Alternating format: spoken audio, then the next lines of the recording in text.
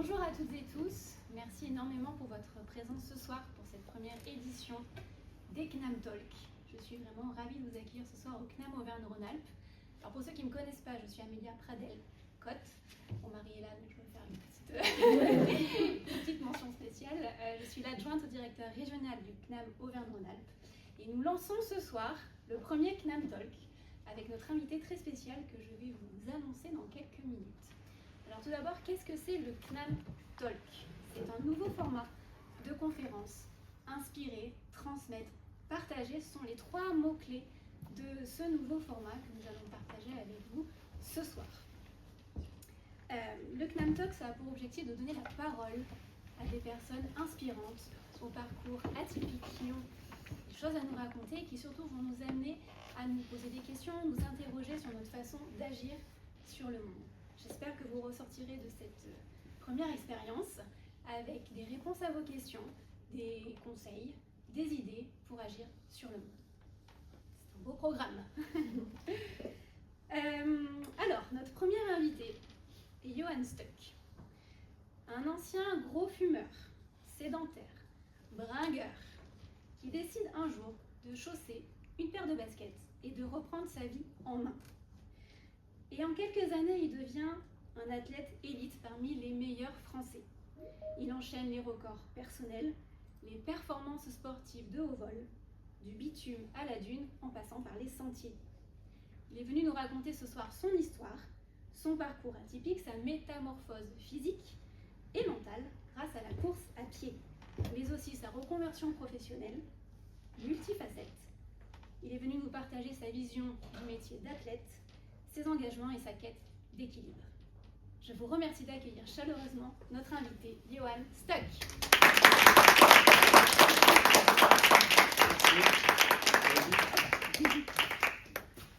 Bienvenue. Eh ben merci à tous, merci pour l'accueil et bonjour à tous, à ceux qui sont en distance. Il y en a quelques-uns. Ouais. Ils ont bien eu raison, il faisait frais, moi je suis venu en vélo tout à l'heure et ça s'est bien refroidi. Ça c'est vrai. Donc Johan, tu reviens tout juste de New York, où tu as couru le marathon en 2h22 minutes et 46 secondes, tu précises, et tu te classes deuxième français. Bravo pour ce chrono. Merci, c'est sympa. Alors, il faut savoir que le marathon de New York, pour ceux qui ne le savent pas, fait partie des World Marathon Majors. J'ai vraiment travaillé mon accent. J'arrivais pas à parler comme ça à New York. Hein. C'est une sélection qui a été créée en 2006 et qui regroupe 7 marathons parmi les plus prestigieux et les plus renommés du monde. Alors je vais vous les citer. Il y a le marathon de Tokyo, de Boston, Londres, Berlin, Sydney, Chicago et donc New York. Est-ce que tu peux nous raconter cette première expérience? Non, c'est pas une première expérience, je crois que tu es déjà allé à New York justement. Alors oui, en plus c'est marrant, donc tu as un petit peu relaté mon histoire. Donc c'est vrai que la dernière fois que je suis allé à New York, c'était en 2009 et je faisais 100 kilos à l'époque. Aujourd'hui, pour te donner un exemple, j'en fais 70.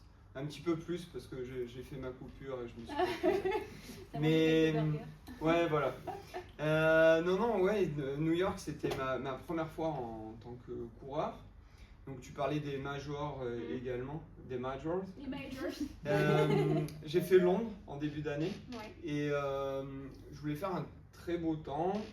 Je voulais faire moins de 2h20 parce que j'ai un record en 2h20 à Florence que j'ai fait il y a tout pile un an. Okay. Donc je voulais passer sous la barre des 2h20 mais je n'y suis pas arrivé. Et au contraire, j'ai voulu mieux m'entraîner, mieux gérer l'effort du marathon.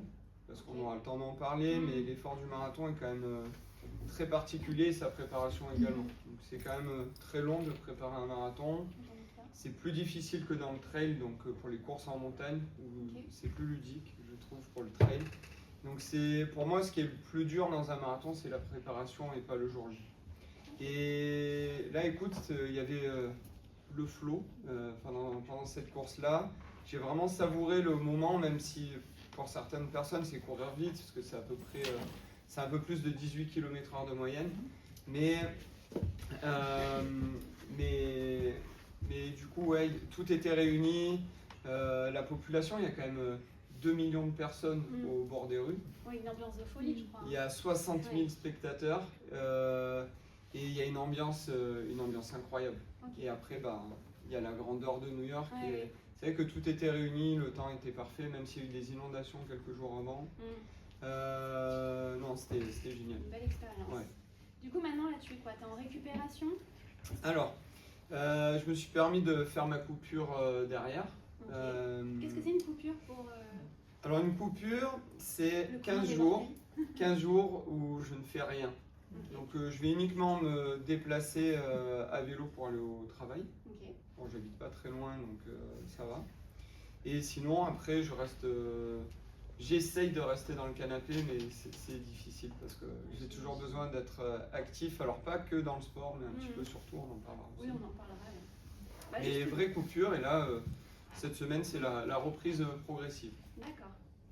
Tu me tends une perche parfaite pour la transition, parce que justement, je crois que tu ne t'ennuies, t'as pas trop le temps de t'ennuyer, hein, si j'ai bien compris. Tu es donc multicasquette, et tu vas me corriger si je me trompe ou si j'en oublie une. Tu es donc athlète, vendeur expert chez 14 Running, à temps plein, je le souligne. Coach sportif à ton compte pour Turn to Trail, influenceur, père de famille, et depuis 2025, auteur. Et oui. Voilà. Tu as écrit un livre qui est donc juste ici, qui s'intitule Une vie en équilibre aux éditions Vagnon Aventure, accessible dans toutes les bonnes librairies, messieurs, dames. Et d'ailleurs, tu as la gentillesse de me dédicacer à la fin de ce talk. Donc, ma première question, c'est Yoann, quand est-ce que tu dors? Eh bien, écoute, le sommeil, c'est la meilleure des récupérations et j'y arrive.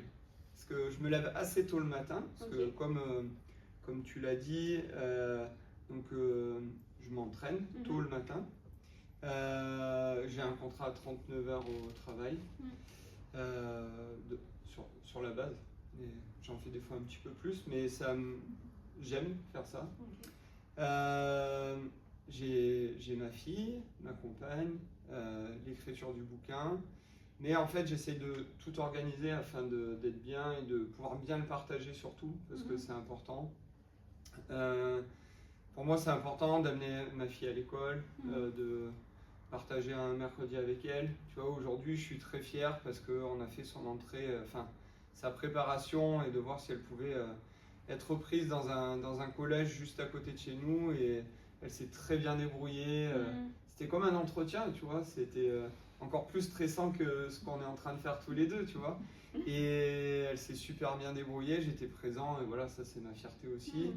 Et à côté de ça, ouais, j'essaye d'être bien organisé, mais j'arrive à dormir, donc, parce que c'était ta question de base. J'arrive à faire mes nuits de 8 heures, quoi, 8-9 heures. Incroyable.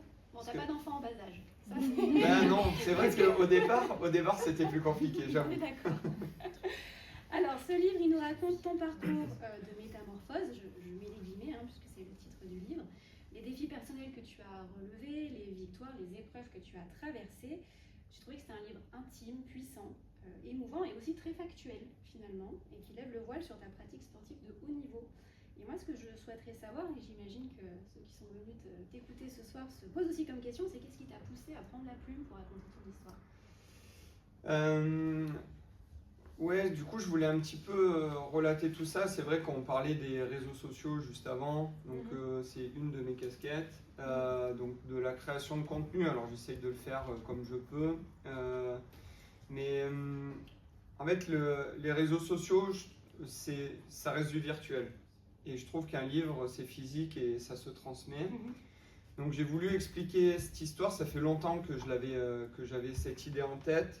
Je ne savais pas comment le faire, donc je me suis fait accompagner là-dessus.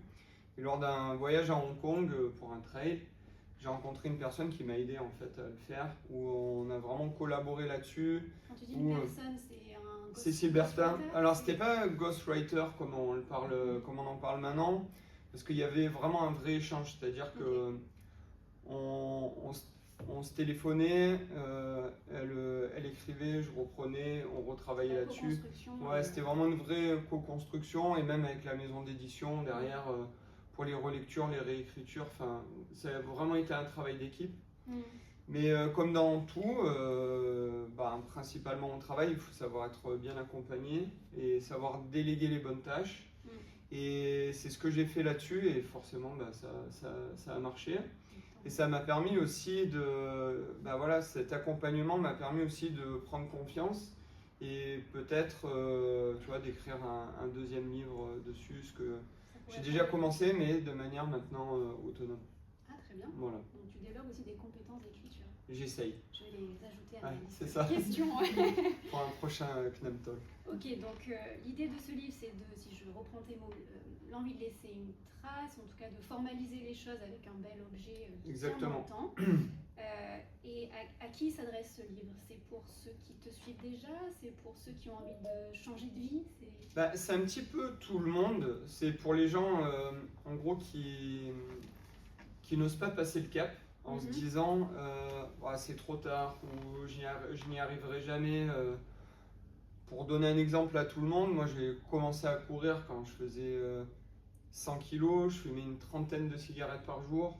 Je commençais à avoir des palpitations parce que je faisais la fête la semaine, le week-end, mais un petit peu comme dans mes entraînements, c'était à outrance. Et derrière, je me suis dit, bah, faudrait peut-être que tu te prennes en main, quoi. Et donc j'ai commencé à courir. Alors je commençais dans le sud au mois d'août. Je pense que c'était pas le plus judicieux, mais j'ai commencé à courir. Je pensais que c'était facile. C'est un concept.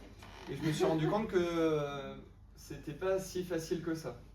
Et en fait, avec de la détermination, je me suis dit, bah, tu vas attendre, et avec de la patience aussi, tu vas essayer de continuer, d'y aller progressivement.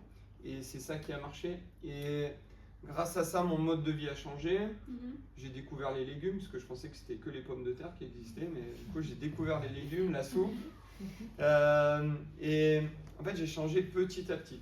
Et en fait, ça m'a aidé, ça m'a changé intellectuellement aussi sur pas mal de choses. Et je me suis intéressé à d'autres choses. Enfin, je faisais moins la fête.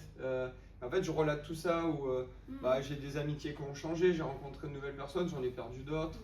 Je passe par mon enfance, je vais expliquer un petit peu les problèmes que j'ai eu quand j'étais petit, enfin bref. Et je relate tout ça et en fait tout le monde s'identifie à ce bouquin, je pense. Parce que commencer à courir quand on arrête de fumer, je suis pas le premier à avoir fait ça ou pour perdre du poids. Mais c'est en gros d'écrire l'histoire, aussi de changer peut-être la vision de certains qui ne pensent me connaître mais qui ne me connaissent pas au final. Et surtout, c'est, comme je le disais au départ, c'est quelque chose de physique et c'est de le transmettre. Tu vas connaître quelqu'un qui n'ose pas, bah, tu vas lui partager le bouquin, tu vas lui dire vas-y lis-le, tu vas voir, il se lit assez facilement. Tu verras, il y a des moments où je pense que tu vas te reconnaître là-dedans et ça va sûrement te motiver, quoi. C'est intéressant, tu abordes plein de thèmes et de sujets qu'on va aborder par la suite. Donc, pour résumer, le message que tu souhaiterais faire passer, c'est déjà c'est possible. C'est possible. C'est accessible et puis inspiré. Donc on en revient à notre deuxième mot-clé du Knam Talk. C'est parfait, on est cohérent, c'est bien. Donc tu parles de la genèse de cette transformation. Mais qu'est-ce qui a fait que tu as eu le déclic de te mettre à courir? Tu dis dans ton livre que tu avais un style de vie très éloigné du sport, c'est-à-dire comment tout a commencé? Donc fêtard, en surpoids, en fait il y a l'élément déclencheur, je pense que c'est lorsque je suis arrivé à arrêter de fumer. Alors j'avais essayé maintes fois, comme beaucoup d'anciens fumeurs, je pense qu'ils l'ont vécu aussi. Mais là il y a quelque chose qui s'est passé, un vrai flow aussi. Et je me suis dit c'est un signe, le matin j'avais pas envie de fumer, l'après-midi non plus, le soir je me dis parfait. Donc après au lieu de compenser dans la nourriture, je me suis dit qu'il fallait trouver quelque chose, autre chose, et donc je me suis mis à courir, j'ai pris une paire de baskets pas du tout adaptées, donc c'est peut-être pour ça inconsciemment maintenant que je travaille dans une boutique de running pour bien conseiller les gens là-dessus. J'ai pris un short de foot et un t-shirt. Et un t-shirt en coton, quoi. Ah, génial. On dirait un mec dans Central Park, quoi, tu vois. Encore aujourd'hui. Exactement. Mais derrière ça, oui, je me suis rendu compte que c'était pas si facile que ça. Mais cet arrêt de la cigarette m'a vraiment motivé et ça a été ce déclic-là. Et après, quand tu sens pas la cigarette, quand tu vois, il y a plein de choses qui entourent tout ça. ben ouais, tu te sens exister et là, ben, tu vis pour toi, quoi. Ouais. Et le running, pourquoi? Parce que c'était Pour moi, c'était le sport accessible. accessible au départ. Le foot, bah, c'est en équipe, tu vois. Enfin, et ouais, ma relation au sport, j'ai toujours regardé beaucoup le sport, mais dans le canapé. Donc, ouais. Et je connaissais pas la distance par contre d'un marathon. Mais j'ai adoré regarder un petit peu tout, tu vois, quand il y a les jeux, j'adore regarder les jeux, que ce soit d'hiver ou d'été. J'ai toujours aimé, mais après, sur la pratique, voilà, c'était pas trop le cas. Voilà. Et t'avais quel âge quand tu as... 28 ans. Donc c'est pour ça aussi que je dis... Et tu as quel âge aujourd'hui? 42. Okay. C'est pour ça que je dis qu'il n'est jamais trop tard pour se mettre au sport. Après, là, on parle de performance, mais la première performance, c'est de passer ce cap et d'y arriver, quoi. Ça, c'est de la performance. Et qu'est-ce qui t'a donné envie de persévérer dans cette voie? Alors, au fur et à mesure, je me suis rendu compte que j'ai quand même quelques prédispositions, parce que lors de mon premier 10 km, donc en octobre, lorsque je suis venu habiter sur Lyon, j'ai fait mon premier 10 km en 45 minutes, sans gros entraînement, et c'est plutôt... Ça faisait combien de temps que tu courais? Bah, ça faisait 2 mois. Ok, super.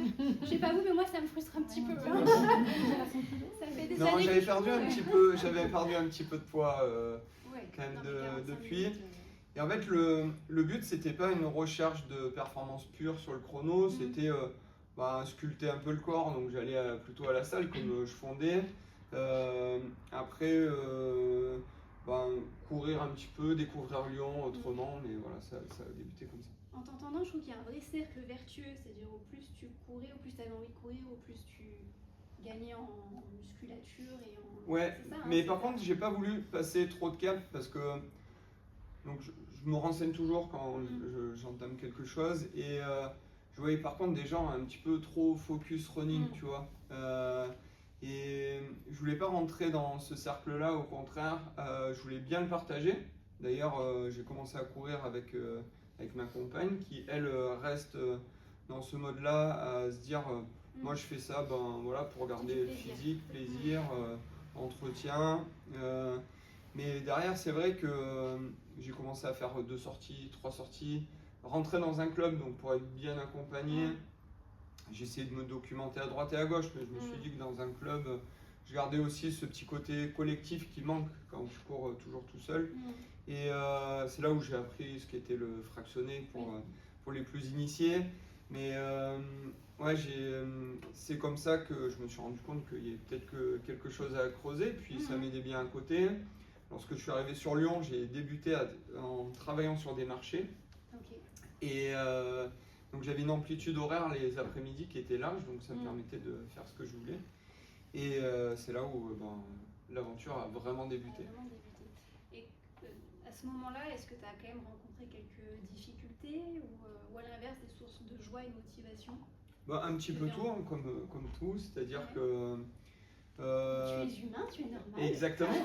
Il y a eu de la satisfaction quand tu fais des courses assez longues, des sorties longues, quand tu arrives à réussir des entraînements, même si auparavant, des fois, tu les loupes. Sur les premiers fractionnés, forcément, je courais beaucoup trop vite et donc j'arrivais pas à tenir mes temps. Mais c'est l'expérience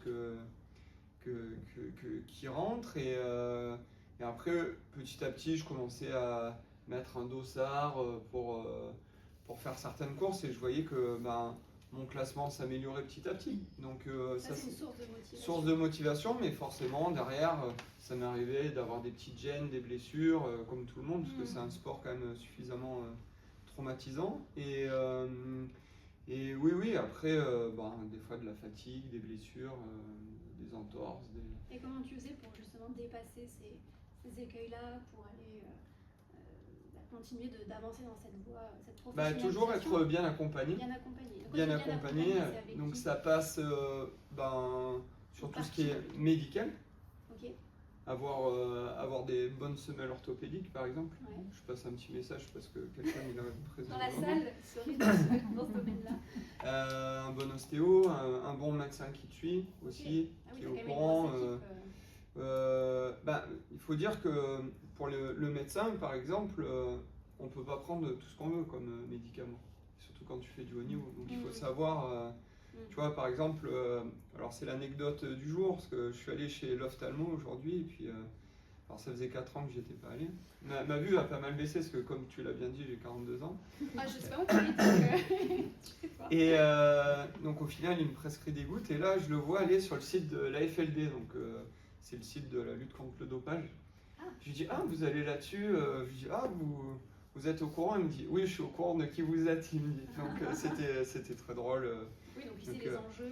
Et donc, ouais, parce qu'on peut pas prendre ce qu'on veut non plus. Donc il faut être bien accompagné, parce que les médecins du sport principalement sont au courant de ce qu'ils prescrivent aussi. Et pareil, quand tu as une blessure, il faut savoir être bien accompagné à côté pour les soins. L'accompagnement santé, l'accompagnement le coaching. Le coaching, je suis entraîné par Adrien Séguré, qui est le sélectionneur de l'équipe de France actuelle, mais qui est surtout un ami. Donc, ce qui est bien, c'est que j'ai un plan, on s'envoie des messages, mais tu vois, j'ai pas besoin d'être materné sur ce côté-là. Qu'en gros, j'ai mon plan, je sais le suivre. Et, alors, quand il y a une petite baisse de morale ou un pépin physique, c'est vrai que je reviens vers lui, mais c'est vrai que cette relation est parfaite pour moi, parce que c'est un système de confiance et du gagnant-gagnant ensemble. Et pareil, j'ai fait un petit peu de prépa mentale avec la personne qui m'a accompagné au départ pour le coaching, mais aussi qui a été mon premier entraîneur, c'est Eric Lacroix, qui est directeur de la fac de sport à Saint-Denis à La Réunion. Et donc on travaille ensemble aussi sur la prépa mentale pour toujours être dans cette quête d'amélioration, parce qu'on pense toujours à l'entraînement physique, mais le mental est vraiment important, et c'est là qu'on peut vraiment débloquer certains caps, surtout sur le haut niveau. Donc maintenant, je suis prêt à prendre 1% à droite et à gauche, et donc ça passe aussi par là, quoi. Et tu envisageais de devenir un jour athlète professionnel? C'était quoi? C'était un objectif, un rêve, ou pas du tout? Ça t'est tombé dessus? T'allais le chercher? Comment... Alors, moi, je me considère pas comme athlète professionnel, parce que... C'est intéressant. Pourquoi? Parce que pour moi, je veux pas tout mettre dans le sport. C'est-à-dire que je veux avoir quelque chose d'assez stable. Tu vois, on parlait des blessures. Et si tu te blesses à côté, tu sais, ça te met une pression aussi indirecte, liée aux sponsors, liée aux attentes de résultats. Et puis, c'est éphémère, la course à pied. Et on n'est pas footballeur, c'est pas le même salaire qu'on a. Tu vois. Si un jour tu accueilles Kylian Mbappé, tu lui poseras la question. Bien sûr. Mais on sait jamais, ça va faire du buzz aujourd'hui. Oui. Mais ouais, du coup, je voulais pas me mettre une pression comme ça, et je me suis dit d'avoir un job. Au moins, je me mets déjà plutôt à fond dans mon job, et après, l'entraînement, ça viendra à côté. Mon boulot, donc je travaille chez 14 Running depuis maintenant 4 ans. Ça me met une structure, tu vois, et une organisation. Ça me permet, donc mes entraînements, je vais les faire en fonction de mon boulot. Et grâce à ça, ça me permet d'être plus organisé. J'ai voulu essayer d'être athlète de haut niveau, mais ça n'a pas duré longtemps. Donc là, tu es athlète tout court? On va dire athlète de bon niveau. De bon niveau. Voilà. D'accord. Tu cours le 10 km en combien de temps? Et maintenant en 30-50. En 30-50. Voilà. Ok. Et maintenant les secondes sont importantes. Bien sûr. Oui. C'est sûr que quand tu le cours en 1h05, c'est pas moins important. Mais en tout cas, on part du même endroit et on arrive au même. C'est vrai. Pas dans le même état, mais oui, c'est vrai. Je rebondis sur ce que tu dis. Tu parles donc, du coup d'un accompagnement aussi santé mentale, en tout cas coaching mental. Qu'est-ce que cela demande comme effort, comme engagement, si on pousse un petit peu plus loin, physique et mentaux, voire même en termes de sacrifice, quand on est sur ce niveau-là d'athlète de bon niveau? Tu as envie de tout concilier, mais où est-ce que tu vas puiser cette énergie, cette envie Ça c'est... alors, on en parlait d'un petit peu de toutes les casquettes. C'est vrai que moi je suis assez proactif. On en parlait tout à l'heure, juste avant le démarrage du talk. tu vois, j'ai une console de jeu. Je me suis dit, je vais m'obliger parce que j'aime bien jouer aux jeux vidéo. Mais au bout d'une heure, je me dis, merde, j'ai oublié de faire ci, j'ai oublié de faire ça. Et en fait, du coup, je rentre sur mon ordinateur, je commence à faire des mails, des choses comme ça. Et j'ai besoin en fait d'alimenter mon cerveau et de le rendre actif, tu vois. Okay. Et dans les entraînements, ça m'aide aussi. Et la prépa mentale m'aide énormément parce que tout le monde pense qu'on fait de la prépa mentale parce qu'on va pas bien. Et au contraire, ça permet d'éclaircir certaines choses, de d'en clarifier d'autres. Tu vois, on parle d'éclairer. Oui. Ça devient beaucoup plus facile aussi de savoir prendre les priorités.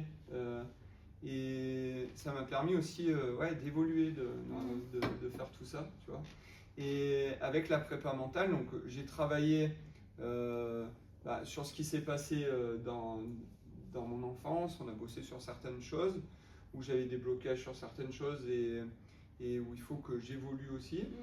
Et après, sur d'autres travail à mettre en place, la prépa mentale aide énormément. Donc avec Eric, on a bossé sur des trucs qui n'ont rien à voir avec le sport. Mais voilà. Ouais, et ça, je le conseillerais vraiment à tout le monde. Ouais. Voilà. Super intéressant. Et la prépa mentale aussi, c'est un échange donnant-donnant aussi, où on va comprendre en fait ce qu'on fait. J'ai essayé des psys. Quand je ressortais du rendez-vous, pour moi, j'avais perdu 60 €. Tu vois, je me dis, mais je vais quand même y retourner. Mais c'est parce que du coup, j'avais pas l'explication. J'ai essayé de faire plusieurs séances, de travailler sur plein de sujets différents. Et derrière, ça m'a pas forcément apporté. Alors peut-être que j'ai été... attention, peut-être que c'était l'accompagnement qui était différent et peut-être que mon profil était plus complexe, je sais pas. Mais là, au moins, j'ai compris. Et grâce à ça, j'évolue et je travaille là-dessus. Donc, prendre soin de ta santé mentale, c'est prendre soin de ton physique et de tes résultats aussi. Généralement, les sources de blessures, c'est souvent le mental qui coince. Hein. Et quand on dit on court avec la tête et les jambes, tu vas pouvoir faire une belle course si ta tête est à 100% et que tu n'as pas de bonnes jambes sur ce jour-là. Ah oui. Par contre, l'inverse, généralement, tu ne feras jamais une bonne course, même si tu avais des super jambes. Alors sur du court, c'est un peu différent, mais sur des distances longues... Justement, on va en parler parce que tu as un palmarès qui est vraiment impressionnant. Surtout en 2025, tu as remporté la MCC, donc la Martigny-Combe à Chamonix. C'est une course de l'UTMB Mont-Blanc. Mais tu as également remporté le Roc d'Azur, le Marathon des Sables Atlantic Coast. Mais tu as aussi remporté l'Eco-Trail de Paris en 2023. Tu as été 3 fois vainqueur du Wings for Life World Run, décidément, beaucoup de mots anglais.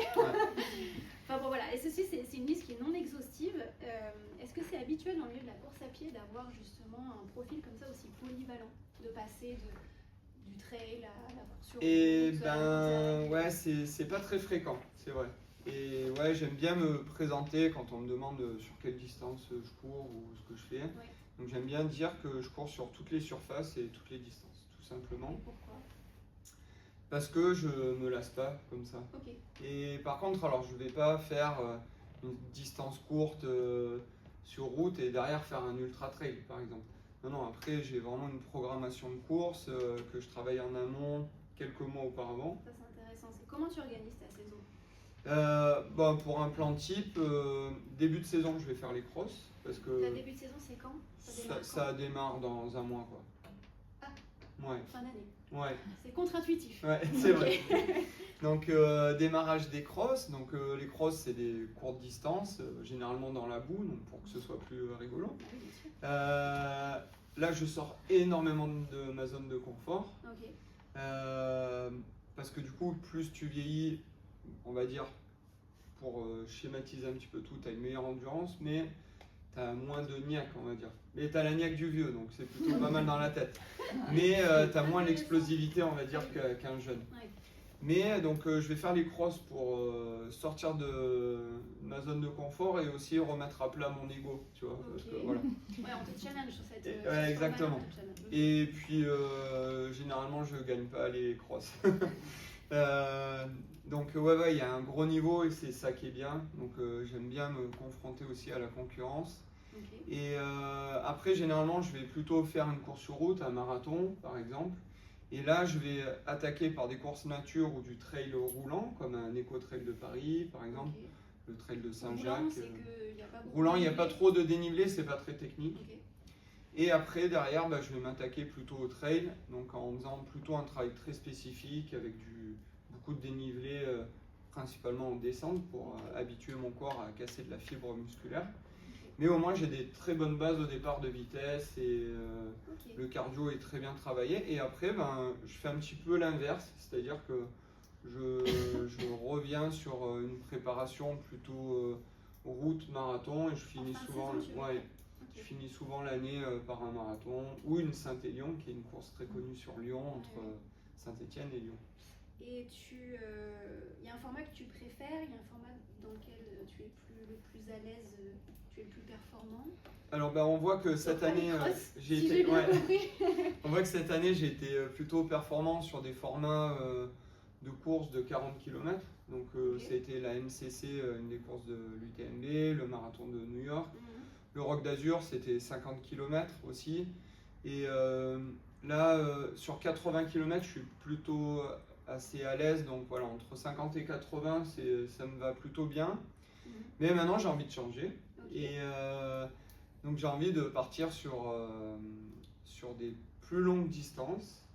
Et en Pourquoi ayant, plus long pour toi? en ayant fait des classements plutôt bien, donc j'ai une cotation qui est pas mal, parce que c'est un petit peu comme au tennis avec l'ATP par exemple, on a des classements. D'accord.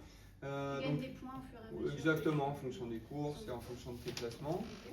Et donc là, j'ai une place normalement pour l'UTMB, donc je partirai sur l'UTMB. Donc l'UTMB, c'est 170 km autour du Mont Blanc avec 10 000 de dénivelé positif. C'est une balade de santé. Voilà, mais il y aura moins de courses du coup avant. Il y aura moins de courses. Voilà. Ok. Et du coup, moment anecdote, quelle est la course qui t'a peut-être le plus marqué de toute ta carrière ou qui a été la plus difficile ou dont tu es le plus fier? Tu peux répondre aux 3 questions. Alors la fierté, c'est la MCC cette année, forcément. En plus, Estelle, ma compagne, m'attendait sur la ligne d'arrivée. Donc voilà, c'était un moment quand même très émouvant. Et quand on rentre dans les rues de Chamonix, l'ambiance est incroyable. Vraiment. Et c'est surtout que ça s'est joué vraiment sur la fin, parce que donc les gens ne voyaient pas les coureurs arriver. Et j'étais deuxième avant l'entrée dans Chamonix. Ah oui. Et en fait, je double un jeune sur la fin. Et en fait, même le speaker ne savait pas qui était devant. Oui. Le suspense était Il y a 9 secondes d'écart entre nous. Après, c'est incroyable. et donc là, c'est une fierté, on va dire, sur l'aspect performance et résultats. Mais ce qui m'a marqué le plus, c'est le marathon du Mont Blanc où je finis avec ma fille à l'arrivée. Et elle était tout bébé, elle avait même pas 1 an. Et ça, c'était un super souvenir. Un peu moins après, parce qu'on a pris les œufs pour descendre et elle s'est tapée une double otite. Mais parce que les œufs de Chamonix, alors ça c'est pour les jeunes parents, ils vont très très vite par rapport aux œufs classiques, ils sont très raides. Et donc pour les oreilles, voilà, faites attention. Mais le souvenir a été incroyable et j'ai une photo en plus qui me marquera à jamais. Ouais. Ok, donc c'est intéressant, c'est pas que remporter la course, c'est aussi. Non, et puis en plus je l'ai pas gagné, donc cette course-là. Tu l'as pas gagné. Mais quand on gagne, qu'est-ce qu'on ressent? Parce que moi personnellement, je n'ai encore jamais gagné une course. J'ai essayé, mais bon, c'est un peu compliqué. Il y a une vraie satisfaction et après tu as vraiment l'aboutissement où s'entraîner c'est dur.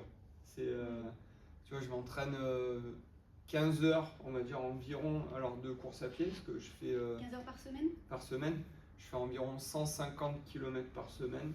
Okay. Sur un marathon, des fois ça dépasse. Après, j'ai du renforcement à côté, j'ai du vélo. Donc ouais, c'est très chronophage aussi. C'est un sacrifice, c'est de l'investissement. Ouais. Et c'est vrai que c'est une satisfaction de gagner une grosse course parce que voilà. Après, la satisfaction pour tout le monde, c'est de passer la ligne d'arrivée. Tu vois, sur un UTMB, mon premier objectif, ce sera de finir la course, ce sera ma première course aussi longue sera une découverte, donc je vais y aller en toute humilité. Mais ouais, l'aboutissement, c'est de franchir la ligne, mais surtout de prendre le départ, comme on le fait tous les deux sur un 10 km avec le sourire, et de finir avec le sourire à la fin. Voilà. Et ça, c'est l'aboutissement voilà, suprême. Et si tu n'es pas sur le podium, est-ce que tu as quand même un sentiment de frustration, ou tu dis que c'est un échec ou pas? Est-ce que tu dis non, j'ai appris, comme le fameux adage qui dit je ne perds jamais, j'apprends? Bah oui, c'est vrai, c'est totalement ça. Après, c'est sûr qu'il y aura toujours de la frustration et de la déception à chaud, mais à froid, généralement, et c'est là où on réfléchit le mieux. Oui, derrière, après, voilà, faut peser le pour, le contre, voir où est-ce qu'il faut s'améliorer, où on a fauté, ou des fois, ben, le corps humain est comme ça, des fois, on ne peut pas faire autrement, donc ben, faut prendre son mal en patience et finir la course, quoi, tout simplement. Oui, c'est de l'humilité, c'est un travail exactement, d'humilité. exactement. Ok, c'est intéressant. Moi, j'avais une autre question concernant la performance, puisque je trouve que c'est l'un des paradoxes de la course à pied, qui est un sport à la fois très accessible et attractif. Tu en parlais toi aussi au démarrage, tu as démarré parce que ça paraissait pas facile, mais en tout cas accessible. Alors on a aujourd'hui, chiffre 2025 de l'Observatoire du Running, 12,4 millions de Français adultes qui déclarent pratiquer la course à pied. Ça fait un Français sur 4. Donc c'est quand même pas rien. Et en même temps, donc c'est accessible, et en même temps, en quelques années, c'est devenu ultra compétitif.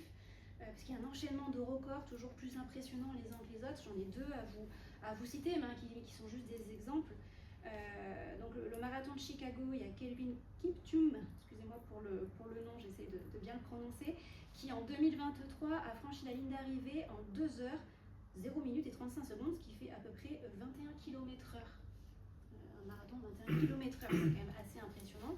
Et cette année, on a le français Dorian Louvet, âgé de 36 ans, qui s'est distingué en courant les 7 marathons majeurs dont on a parlé en début d'interview en moins de 2h30 de moyenne.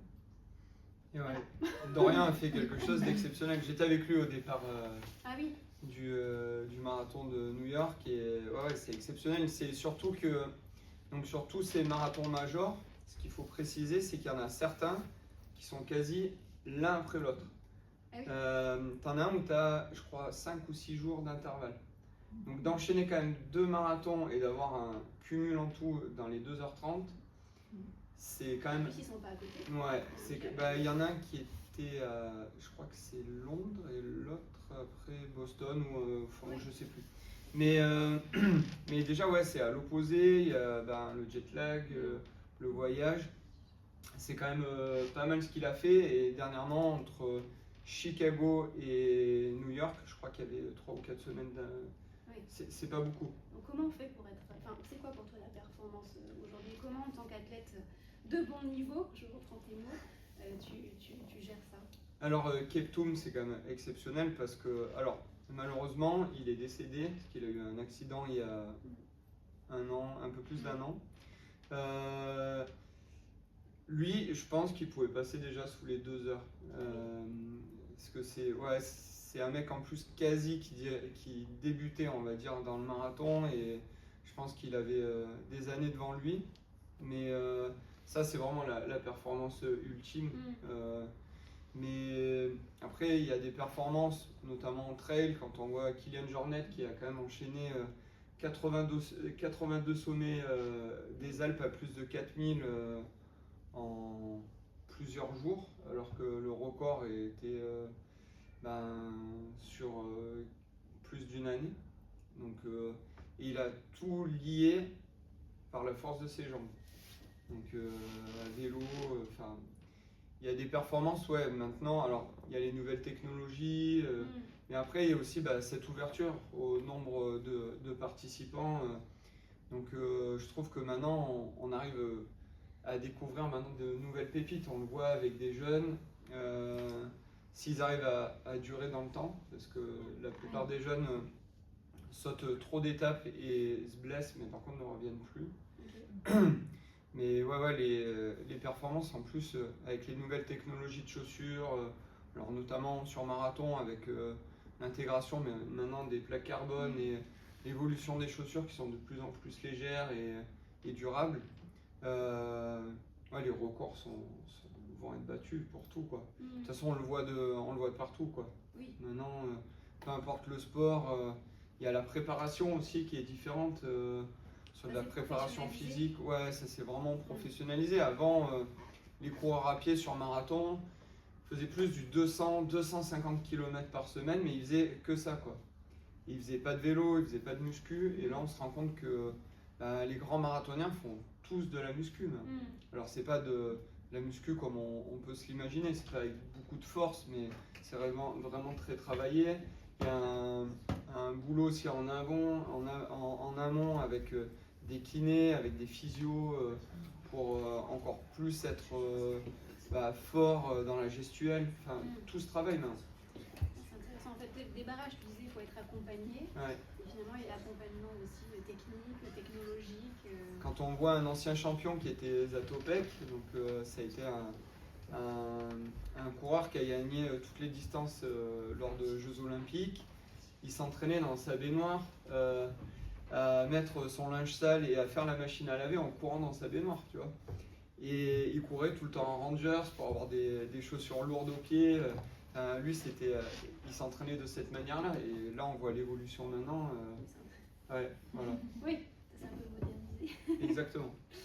Il y a un autre thème que je voulais aborder avec toi ce soir, qui est un thème qui nous tient au conservatoire particulièrement à cœur, c'est le sport santé, la santé en général.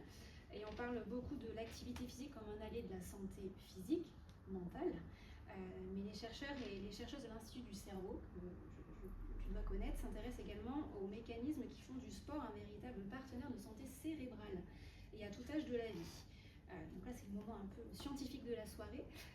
L'activité physique régulière agit en profondeur sur le cerveau. Ce ne sont pas mes mots, je cite une chercheuse de l'Institut du cerveau. Il agit donc sur notre cerveau, sur nos émotions et nos capacités mentales. Grâce à une meilleure oxygénation et la libération de neurotransmetteurs essentiels, le sport améliore l'humeur, la concentration, la mémoire et même la créativité. Et ce qui est intéressant, c'est que toutes les disciplines ne stimulent pas le cerveau de la même façon. Certaines favorisent la coordination, d'autres la concentration et la gestion du stress, comme la course à pied. Est-ce que ça t'évoque quelque chose ? Beaucoup. Oui. Tu vois, des fois quand je cours, j'ai même envie de prendre un calepin et d'écrire, tu vois, des idées que j'ai. Pour le deuxième livre. Par exemple. Mais des fois, je l'écris de suite quand je rentre de la sortie, parce que des fois, je le zappe. Ah oui. Alors oui, c'est vrai que, comme je cours principalement le matin et que je suis du matin, c'est vrai que je suis beaucoup plus créatif déjà. Lorsque je pars au boulot aussi, ça me rend vraiment beaucoup plus dynamique. Si par exemple j'ai pas le temps d'aller faire ma séance, ma sortie le matin, je vais être plus fatigué dans la journée, même si je la fais le soir. Donc déjà là-dedans. Et c'est vrai que courir, ça crée, tu libères des endorphines, de la dopamine, et forcément tu es content quand tu es allé dehors, tu t'es vraiment oxygéné, et puis cette source de récupération que tu as après, puis pareil, c'est un accomplissement, tu vois, tu es allé dehors, tu as vu d'autres choses, tu t'es recentré sur toi-même, et c'est vraiment bénéfique, hein. Tu libères d'autres sens, tu vas profiter autrement, tu vas écouter ce qui se passe, tu profites vraiment du moment présent, et c'est ce qui nous manque maintenant. Maintenant on est là à scroller, à lire énormément d'informations, enfin on ne profite pas de ce moment-là. Moi j'ai vu une étude, tu vois, où un noble du Moyen-Âge, ce qu'il arrive à acquérir en fait en information sur toute une vie, c'est ce qu'on a nous en une journée. C'est incroyable. Donc du coup, c'est pour ça on est tout le temps à regarder. Alors moi le premier, hein, mais là du coup quand je cours, voilà, je me déconnecte, tu vois. Et toi qui as connu justement une période où tu ne pratiquais pas de sport, où tu as eu l'avant-après, en quelques mots, qu'est-ce que le sport a apporté dans ta vie ? Ça a tout équilibré. Tu vois, une vie en équilibre. Non, ça a vraiment tout équilibré, et voilà, j'ai découvert plein de choses grâce au sport, on va dire en général, parce que on parle du running, mais le sport, il faut aller dehors, faut marcher, pour des gens par exemple qui ne peuvent plus courir, mais juste marcher c'est déjà bien, ou du vélo, il faut s'oxygéner, se déplacer. C'est vraiment important, hein, parce que c'est vrai qu'on nous le rabâche tous les jours, Oui, oui. c'est encore dans les sources d'infos, mais non, ça marche vraiment, faut le dire. Tu Faut le promeux dire. l'activité Ouais, physique, mais vraiment. c'est en connaissance de Ouais, cause. faut être actif, quoi. Et comment justement on devient actif quand on ne l'est pas au départ? Qu'est-ce que tu peux dire à des personnes qui hésitent ou à se mettre à la course à pied? Alors lisez mon livre déjà. Achetez-le d'abord. Mais allez-y progressivement et il y aura toujours une satisfaction derrière.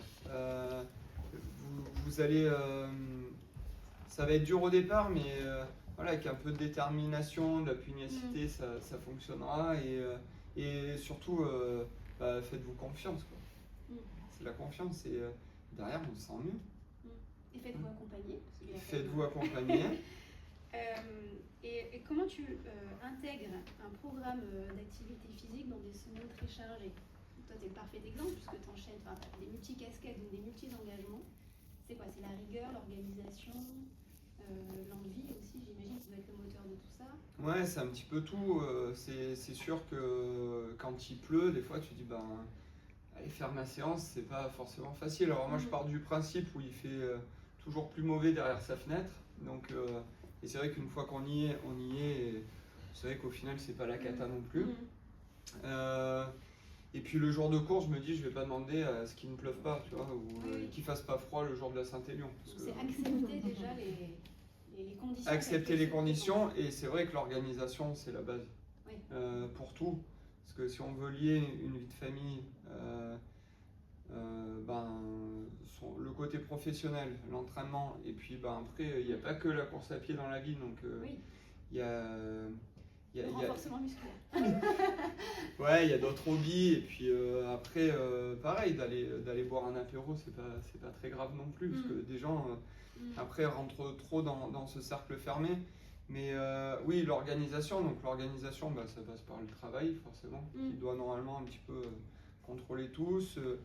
Profiter des moments en famille, lorsque vous ne travaillez pas et que vous avez fait vos entraînements. Il ne faut pas que après les entraînements aussi deviennent une corvée. Et après, oui, c'est bien d'avoir un bon plan d'entraînement, parce que grâce à ça, quand ton plan d'entraînement est bien noté à la semaine ou au mois, tu peux bien organiser tous tes emplois du temps derrière. Voilà. Ok, c'est des bons conseils à retenir. Avant de passer au dernier thème de la soirée, liberté, discipline, plaisir, performance, 4 mots-clés. Est-ce que toi, tu estimes que tu arrives à articuler tout ça? Oui. Ouais, la liberté, oui, on en parlait tout à l'heure, être libre dans sa tête, tu vois, grâce au sport, grâce... ouais, tu te sens libre, tu vois. J'ai commencé mon site internet et c'était noté I feel free when I run. Tu vois, j'ai mis l'accent. Oh ouais, merci. Et oui, c'est exactement ça, tu te sens libre. Donc j'adore les préparations marathon, mais ce que j'aime le plus, c'est d'aller en montagne, tu vois, et découvrir des environs où tu vois des animaux, c'est incroyable, tu vois. Tu vis des expériences qui sont dingues, tu as des vues merveilleuses, des couchers de soleil, des levées de soleil qui peuvent être géniaux. Et oui, ça c'est vraiment cette liberté, je la ressens quand je cours et encore maintenant, même si parfois c'est difficile, mais quand j'ai un entraînement difficile, je sais que là du coup c'est la discipline où voilà, je vais m'astreindre à bien faire ma séance et à faire tout ce qu'il faut et être attentif dans mon effort, dans les temps à réaliser.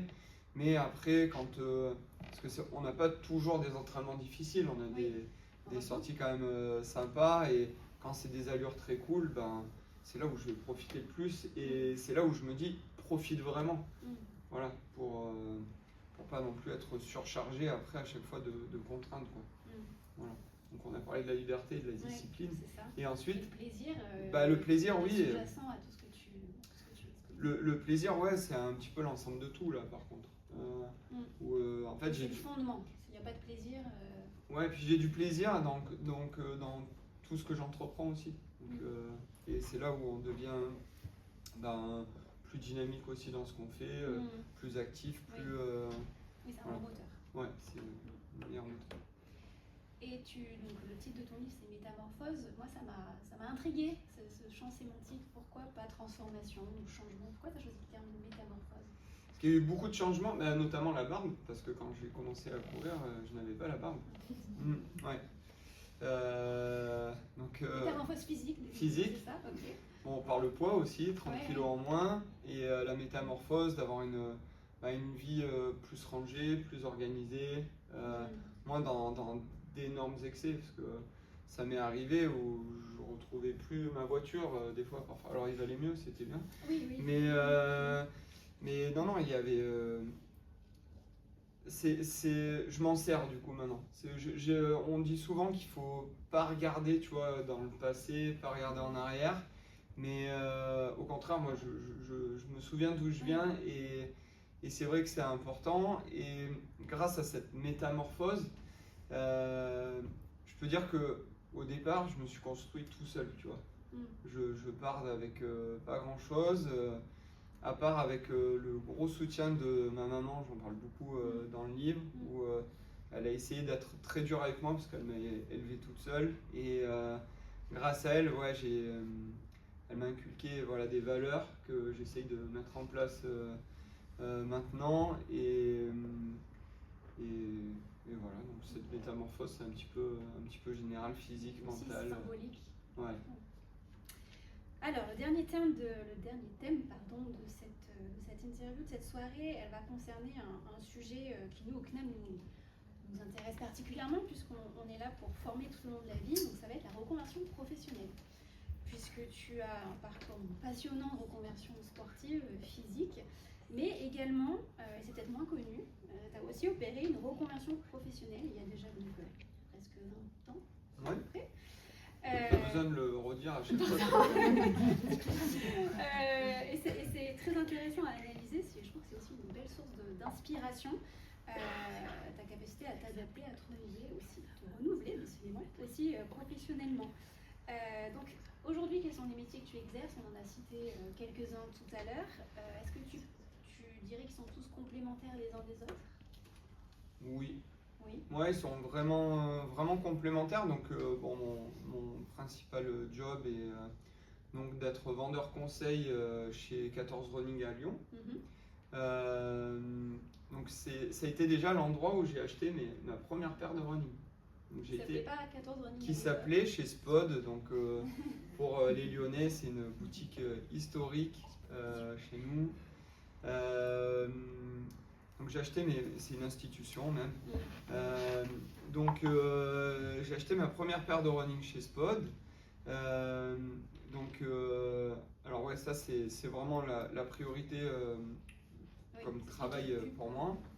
À côté, je fais de la planification d'entraînement. Donc je fais pas du coaching physique, mais je vais plutôt faire de la planification d'entraînement. À côté de ça, je fais de la création de contenu sur les réseaux sociaux pour raconter mon histoire. Alors pas ma vie perso, mais j'explique les courses que je vais faire, un petit peu comme tous les coureurs font, en essayant un petit peu d'être décalé parfois. Et après, à côté de ça, je fais des interventions aussi pour relater un petit peu cette vie, ce changement. Souvent lié à l'entreprise. Donc j'adore faire ça parce qu'il y a un vrai échange et à chaque fois ce sont dans des domaines différents.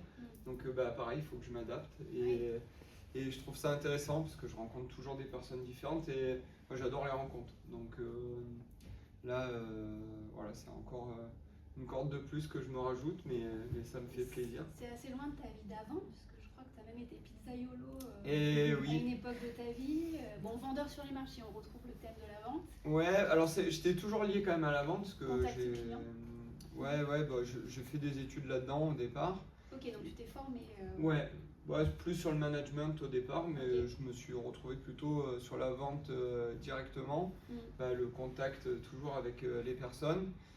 Et pareil, j'étais assez proactif, même si je faisais pas de sport, j'étais responsable d'une boutique dans de la déco sur Avignon, parce que je viens d'Avignon au départ. Et le soir, je partais vite, je fermais ma boutique, je partais en voiture, pas en vélo. Et j'allais faire des pizzas, j'étais pizzaïolo. Voilà. Ok. Donc je faisais ça tous les jours. Et après, lorsque je suis monté sur Lyon, j'ai voulu de suite commencer un boulot. Donc j'ai fait du service au départ. Et après, j'ai attaqué direct sur les marchés, ça me plaisait. C'était un contact avec la clientèle totalement différent. Mais c'était bien, ça a bien matché avec mon patron. C'est une expérience professionnelle que je garderai toujours, parce que j'ai toujours aimé ça. C'était dur, parce que, alors on pense souvent au marché l'été, parce que c'est sympa, toucher les oranges, les melons, les sentir. Bah, l'hiver, c'est très dur aussi. Ouais. Mais puis on était tous soudés dans l'équipe, et pour moi, c'est important au sein même d'une équipe d'avoir voilà, cette émulation, et puis ça se sent de toute façon. Et derrière, ça a bien matché avec mon patron. Donc derrière, il m'a fait évoluer en... Alors, c'est l'évolution des maraîchers. Hein, donc j'ai évolué à travailler dans les champs, à bosser ensuite au marché gare pour l'aider, parce qu'on travaillait aussi, on faisait primeur aussi à côté. Et j'ai bien aimé. Et derrière, j'ai commencé à bosser chez Spod. Et en termes de compétences et de savoir-faire, entre ta vie d'athlète, ça c'est pas professionnel, mais de bon niveau D'athlète, on va dire. d'athlète, et toutes tes casquettes professionnelles parallèles, quelles sont les compétences communes dont tu pourrais nous parler? Alors moi, je suis assez autodidacte dans ce que j'entreprends et j'essaye de vouloir bien faire quand j'entreprends. Je fais beaucoup d'erreurs, mais c'est important de faire des erreurs et c'est grâce à ça que tu évolues. Tu vois, on parlait des échecs en course à pied, plus sur le côté performance lorsque tu fais des courses. Mais faire des erreurs, j'ai fait énormément d'erreurs dans le boulot et en fait ça m'a appris sur pas mal de choses, que ce soit avec des personnes, que ce soit dans ma manière de proposer des produits, de vendre. Et grâce à ça, en fait, ben, je m'adapte au retour quand tu es bien accompagné, toujours. Parce que la critique est très importante lorsque tu bosses, surtout quand tu es bien accompagné. Parce que, critique constructive. ouais, il faut que oui, oui, bien sûr. Mais, et grâce à ça, tu évolues. Et c'est là où des fois tu te dis, ben, ouais, c'est cool, je suis arrivé à faire ci, ça, mais des fois au bout de 20 erreurs, ben, ou 20 tentatives, c'est à la 21e que tu vas arriver à faire quelque chose de bien. La persévérance, c'est... Et oui, la persévérance, la clé, pugnacité, et puis après, voilà, il faut être déterminé et savoir où on va. Voilà. Et que ce soit dans le secteur sportif en tant qu'athlète ou... dans tout, ouais, même dans la vie en général. Après, de réussir à chaque fois, je pense que ça doit être lassant quand même. Si à chaque fois tu fais quelque chose et que tu réussis, ou c'est soit que tu te rends pas compte que des fois il y a certaines lacunes. Oui. Et pour conclure cette première partie, avant de passer à un temps d'échange avec le public,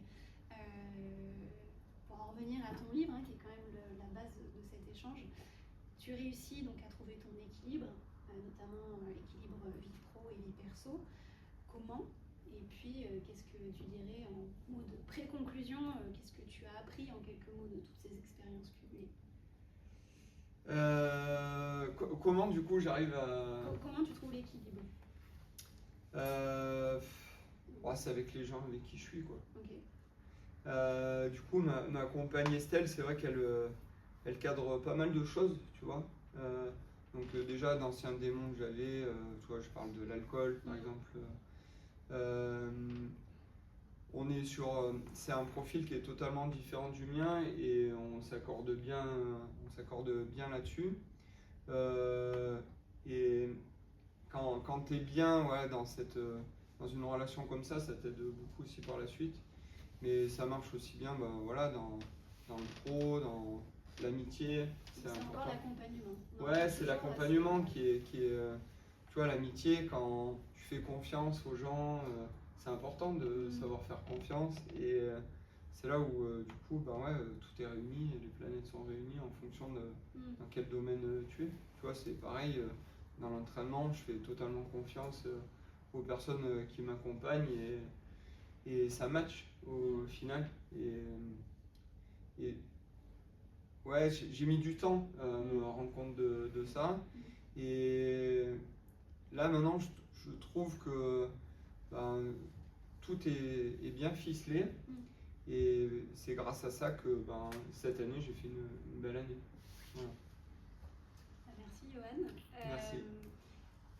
La parole est à vous. Si vous avez des questions sur site, mais aussi à distance, j'espère que vous nous avez bien entendu. N'hésitez pas à participer. Je vous passe le bâton de la parole. Et ne soyez pas timide. Et ne soyez pas timide. Allez, je peux commencer. Comme Allez. ça, je rebondis. Merci. Merci déjà pour le partage. Et moi, je rebondis sur la question d'Amélia. C'est que combien de temps est-ce que tu as mis pour réussir à trouver l'équilibre? Parce que c'est pas forcément facile, je pense. Faut y aller à tâtonnement. Ouais, là, il faut vraiment tâtonner, c'est vrai. Et alors, l'équilibre, on va dire, parfait, c'est plutôt sur ces dernières années.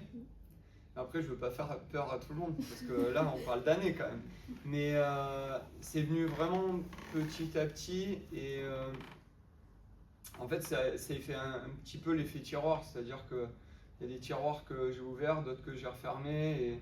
Et grâce à ça, après, je suis arrivé à un petit peu tout lisser et à être bien. Mais je vais pas arriver à trouver, à le quantifier exactement. Mais en fait, grâce à l'évolution qu'il y a eu, ma détermination est devenue plus forte parce que j'ai vu qu'il y avait plein de choses que j'arrivais à mettre de côté et que j'arrivais à complètement oublier, oublier ou à m'en servir.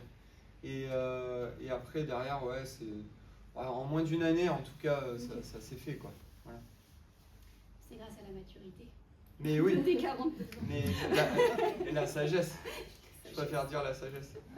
Tu vois, sur la MCC, ce qui est marrant, sur la course, là où je dis que je double un jeune sur la fin, c'est que si tu additionnais l'âge des deux, ils n'avaient même pas mon âge. Du deuxième et du troisième, tu veux dire, Ouais. sur le podium? Ouais. C'est fou. Ouais, j'avais un jeune dans chaque jambe, tu vois. Ça sort du ce genre. Ouais, comme quoi.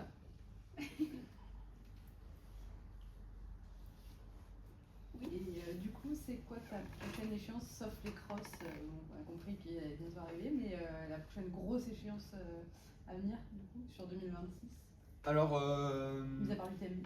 donc je reparle encore une fois d'accompagnement pour m'alléger aussi sur pas mal de choses qu'on n'en a pas parlé, mais il y a aussi les sponsors. Ah oui. Et travailler avec les sponsors, parfois c'est compliqué. Et donc je fais beaucoup d'activation par la création de contenu, mais à côté de ça, j'ai quand même des sponsors qui étaient avant plutôt secondaires et maintenant qui sont prioritaires pour moi. Parce que, pareil, là, c'est l'accompagnement que j'ai eu avec eux, c'est devenu, plus un sponsor, c'est devenu humain en fait, c'est plus du business. Et j'ai des partenaires où ça fait maintenant 7-8 ans qu'ils me suivent. Depuis le début, j'ai eu des phases très creuses. Lorsque j'ai perdu ma maman, où j'ai mis du temps aussi à rebondir derrière, et ben, la plupart de mes sponsors qui sont là, ils m'ont toujours suivi. Donc je suis redevable, pas parce qu'ils me suivent financièrement, mais pour le côté humain. Et donc ça prend beaucoup de temps. Il faut être aussi inventif, donc c'est pour ça que sur le côté créatif, ça m'aide aussi de courir. Et donc des fois, je leur donne des idées, on échange, et il y a un vrai échange, et ça, c'est top.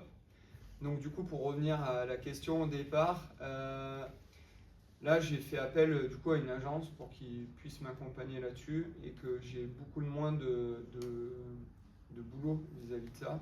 Et que au moins le travail soit bien fait et qu'il soit pas bâclé parce que j'ai pas trop de temps. Et ça m'est arrivé dans d'autres domaines de le faire comme ça, donc maintenant je préfère faire appel à une agence. En plus pareil, je connais les personnes qui sont là-dedans parce que je marche beaucoup à l'affect aussi. Et donc là, le début de saison, je sais pas trop, les crosses on récupère très vite après les crosses, donc ça c'est bon, je peux les garder.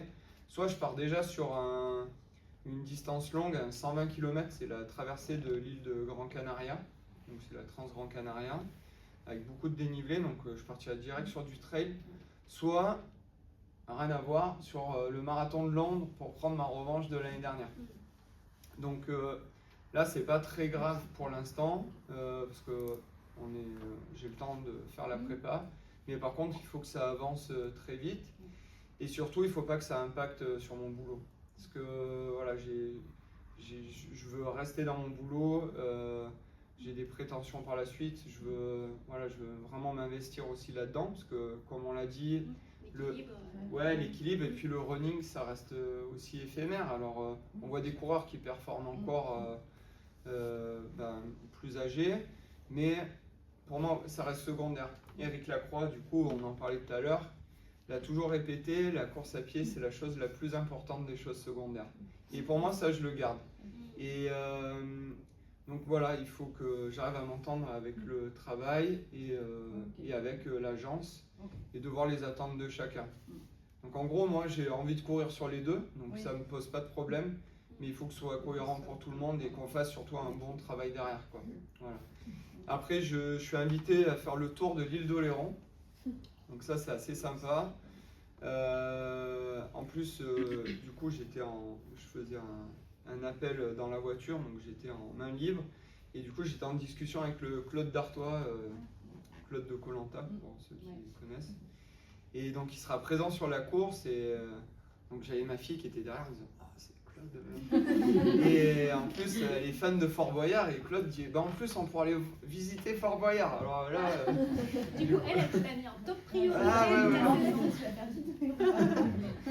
Et donc, c'est tout le tour de l'île d'Oléron. Donc, ça fait environ 100 km, c'est assez plat. Mais j'adore faire ce genre de course. J'ai déjà fait en course l'Ultra des Vagues, qui est le Tour de Belle-Île. Donc l'île d'Oléron, je trouve ça plutôt sympa. Et puis on aime bien visiter derrière, parce que je suis le type de coureur qui va plutôt venir 2-3 jours avant la course au lieu de faire une semaine entière, et plutôt prendre quelques jours derrière pour vraiment visiter. Au dépit de ma fille, parce que du coup je lui parle beaucoup d'histoire. Et après, j'aimerais faire du coup un projet perso qui est le tour du GR 169. C'est un nouveau GR qui est tout autour de Lyon. Il a 2 ans, je pense, maximum. Et donc c'est tout le tour de Lyon. Il fait 160 km. Donc ce serait, le but, c'est de le faire découvrir, de faire le temps de référence. Et le projet, ce serait au mois de juin. Et ça s'appellerait le jour le plus long. C'est-à-dire que je démarrerai au lever du soleil et ma barrière horaire, ce serait le coucher du soleil. Voilà, et après l'UTMB. Pour que tout soit cohérent en fait dans ma prépa et après faire vraiment une prépa purement montagne. Alors soit en montagne, soit avec les environs de Lyon. Donc travailler en fonction et s'adapter à l'environnement. Et sûrement le marathon de Chicago derrière. Si je fais pas long. Sa saison ne s'arrête jamais. Et là, le projet, ce serait de faire sous les 2h20. Voilà. On a un monsieur qui avait une question. Ouais, concernant ton métier de conseil au magasin, comment tu te sers de ton expérience de coureur, de compétiteur, parce que tu connais les produits forcément par cœur. Comment tu arrives à conseiller tes clients? Alors, ce qui est bien, c'est que déjà j'ai pas de sponsor en chaussures et textiles. Donc je vais pas orienter vers la marque qui me sponsorise et je vais vraiment m'adapter aux clients. On a déjà un protocole de vente, c'est-à-dire que on va suivre et analyser en fait la demande et on va l'adapter. Je vais pas dire cette chaussure elle court trop vite, prenez-la, alors que la personne elle recherche pas du tout ça quoi. Ou parce que c'est à la mode, non, au contraire, on est vraiment dans un magasin spécialisé, on va analyser les pieds, la foulée. On est le magasin qui fait qui fait sourire à Lyon parce qu'on fait courir les gens dehors. Donc ça permet de... Quand ils essaient les chaussures. Ouais, quand ils essayent leurs chaussures. Après, on va sûrement évoluer avec les nouvelles fonctionnalités, les nouvelles analyses. Mais grâce à ça, je m'adapte vraiment aux clients. Et par contre, je parle jamais de mes résultats. Ça m'est arrivé auparavant de le faire et en fait ça sert pas à grand chose parce que le service sera le même quoi. Mais après c'est marrant de voir des gens qui arrivent, qui passent en caisse, qui achètent leur paire et qui me disent à la fin ça vous dérange si on fait une photo avec la boîte de chaussures? Donc ça je trouve ça génial parce que du coup on parle pas du tout de ça.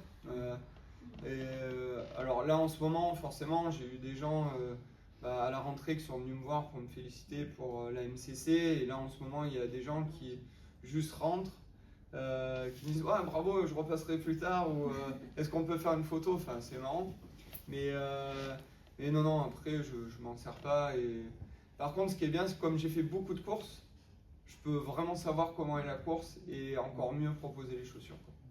Et ça après je le partage avec mon équipe quoi parce que comme on a un vrai esprit d'équipe ça permet de bien conseiller quoi.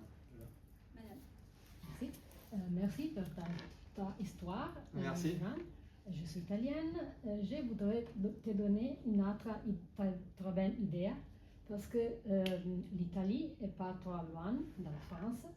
Est-ce que tu connais la marathon Monza-Resegone? Très intéressante. Avec l'accent ça me donne envie en tout cas. Merci. 42 km sulla montagna. Et c'est où? Monza. Ah, Monza, ok. Resegone è una montagna à côté de Monza. Ok. Très intéressant. Après avoir écouté ta histoire, ça marche. Allez, on fait ça. Allez. Je vais faire un mail pour faire une demande de changer. États-Unis, non, j'ai fait le marathon de Florence. Et en fait, je rêve de faire le Lavaredo Oui. dans les Dolomites. Parce que les Dolomites, pour moi, ça fait partie des Alpes, mais c'est pas les Alpes en fait. Quand on y est, c'est un autre environnement. C'est vrai. Mais je peux pas le faire parce que c'est le premier week-end des soldes. Voilà. Quelle conscience professionnelle, Mais oui, Johan. mais bon, plus tard. Ok. Est-ce qu'à distance, nous avons des questions? Non. Ah, ils sont Mais- beaucoup plus calmes. Ils sont plus calmes, oui. timides. Ils sont timides. On a 2 questions en salle. François. Oui, j'ai une question. Déjà, merci pour ton Avec grand partage. plaisir. C'est vraiment très intéressant, quoi. Ton parcours atypique, comment il a été accueilli dans le monde de la course à pied? Alors ça, c'est une super question. Alors, j'ai pas dit que les Parce autres que ne c'est l'étaient pas. Oui, Pour l'avoir connu un petit peu, je le connais moins aujourd'hui, mais j'ai l'image d'un monde assez avec des codes très établis. Et comment ça a été accueilli et comment toi tu navigues aussi aujourd'hui dans cette nouvelle famille? Alors ce code-là est très bien accueilli pour les gens qui viennent comme moi de se mettre sur le tard ou en gros je passe pour monsieur tout le monde et tant mieux. Et surtout, c'est que je fais du trail, j'arrive à performer en trail en étant en ville. Donc là déjà il y a deux trucs différents. C'est vrai que déjà bon, pour répondre déjà pour ta question, j'ai pas fait l'école d'athlé, j'ai pas fait les crosses parce que du coup on passe de l'école d'athlé, après on va faire les crosses, on va faire les meetings. Alors c'est bien cette culture club, mais après derrière c'est vraiment très fermé quoi. Et c'est difficile hein, de rentrer là-dedans. Moi je fais partie d'une association qui s'appelle Courir à Lyon et qui est devenue un club. Ce club-là, il est un peu border parce qu'il n'a pas les vrais codes de la piste qui est comme ça, qui a des années d'ancienneté. C'est vraiment... c'est très bizarre. Ouais.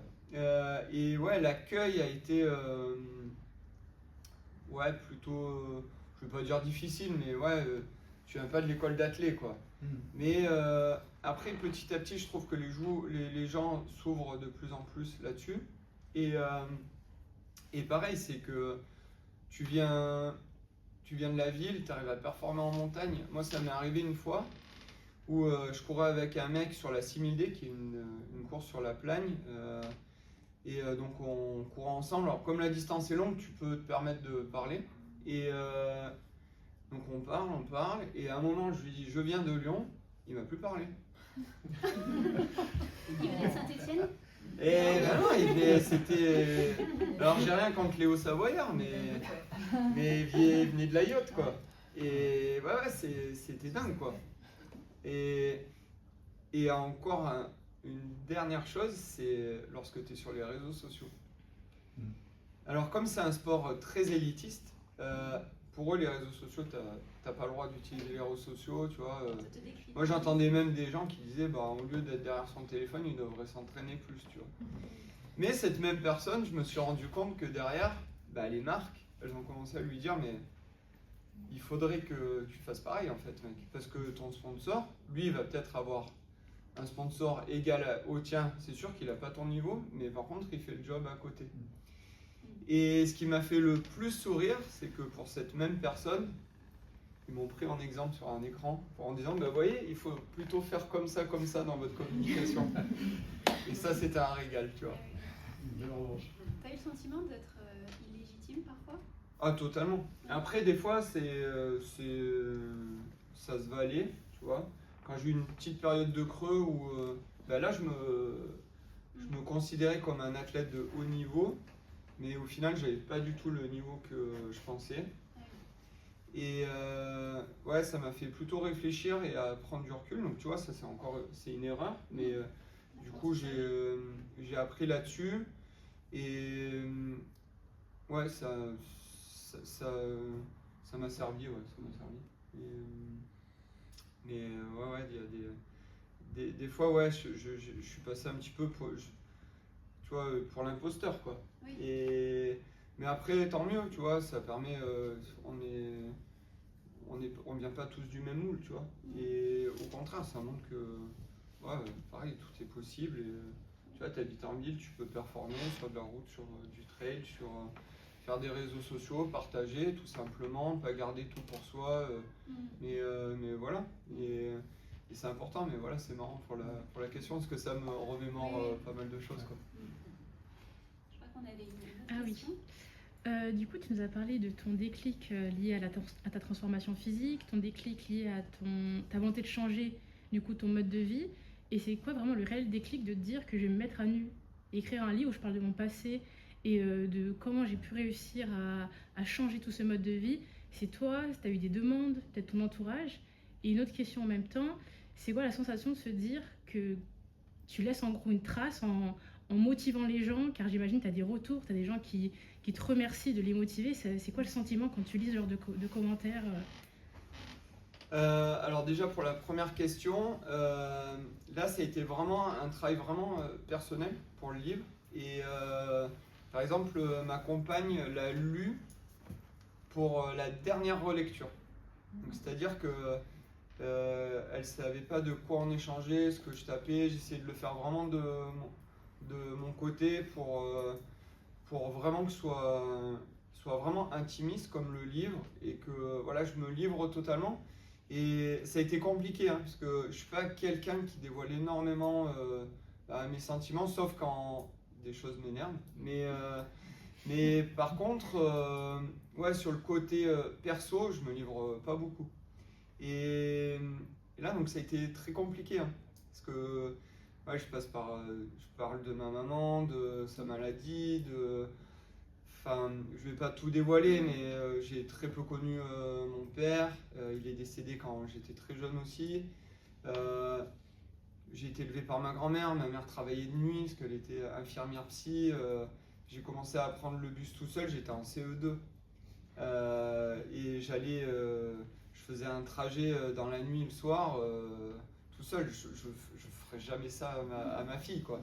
Mais bon, après c'était une autre période. Très longtemps. Mais du coup, ouais, j'ai vécu pas mal de choses et ouais, ça a été compliqué là-dessus, mais voilà, ça a été vraiment un travail sur moi-même. Et après, voilà, de dire, en fait, on va voir comment ça se dévoile et comment ça va être accueilli. Et au contraire, c'est là que ça m'a motivé à plus me livrer derrière dans ma vie de tous les jours. Parce que, au contraire, donc je rebondis sur l'autre question, c'est que les gens me disent, oh, le livre, génial, j'ai plusieurs messages par jour sur mon téléphone, sur les réseaux sociaux en me disant ouais, je l'ai lu, franchement c'est top, je l'ai transmis à un tel. Il y a des gens qui viennent au magasin qui me disent est-ce que tu peux, j'ai acheté ce livre à la Fnac, est-ce que tu peux le dédicacer pour mon pote parce que je veux lui offrir. Donc c'est top. Moi, d'avoir des messages comme ça, même sur les réseaux pour d'autres choses, sur les résultats, quand on me dit ben ouais, ça inspire. Pour moi, ça me fait plaisir forcément, mais et puis ça me motive encore plus derrière, de me dire, des fois des courses, alors c'est quand je vais gagner une course, quand je vais faire un bon résultat, certes c'est grâce à toutes les personnes qui m'entourent, au travail que j'ai mis en place, mais c'est aussi une partie de ces gens-là, parce que tu vois, ils ont cru en moi, même sur les périodes creuses, il y en avait même, puisque j'ai quand même des personnes qui sont très impliquées sur les réseaux sociaux, et ben quand je faisais des trucs nuls, ils me le disaient. Mais par contre, tu vois, des fois tu regardes les messages, donc on a juste avant, c'était génial ce qu'ils me mettaient. Mais là tu dis, ouais, c'est cool, enfin, il y a un engagement qui est dingue dans la petite communauté que j'ai, mais je trouve qu'elle est vraiment cool, quoi. Et t'en es à ta 3e réédition, hein, c'est ce que tu Ouais, disais. 3e réédition. Donc, bravo. Ouais, c'est cool. Alors pour la blague, je crois qu'on en a vendu plus que Madame Hidalgo, donc c'est la blague de la dernière fois. Donc, Et nous allons conclure sur cette information. j'irai nager dans le Rhône du coup. Voilà, on arrive au terme de cet merci échange. beaucoup. Merci beaucoup pour ce moment de t'être livré à nous. Merci à tout le Alliez monde, vos pères pour faire la présentiel et à suite. distance. Je tiens quand même à remercier avant qu'on clôture les équipes du CNAM qui nous ont qui m'ont pas accueillis puisque je travaille ici, mais qui t'ont accueilli. Ah non, c'était... En tout cas, qui ont fait en sorte que cet événement soit ce qu'il a été. Tu vois, je suis passé sur RMC, Ouais. sur l'équipe, et là je vois enfin, les gens ne le voient pas par ici, mais l'installation, j'avais l'impression d'être dans une des chaînes comme celle-ci. Hein. Bah, je te remercie. En tout cas, voilà, bravo, merci à toute l'équipe du CNAM qui a Merci, bravo. C'est quelque chose pour toi qui est sur la chaise, chère Natacha. Alors c'est ma veste, hein, là-bas. Je vais te la rendre, ne t'inquiète pas. Un petit cadeau de souvenir. Ah, Voilà. c'est super sympa ça. Tu vas courir en Team CNAM. Et ben voilà. Voilà. En plus, on avait pu vous accueillir au magasin le jour d'un Running Lyon. Running Lyon, exactement. Et ouais. Voilà. Et ben du coup, pourquoi pas faire une équipe pour le Running Lyon?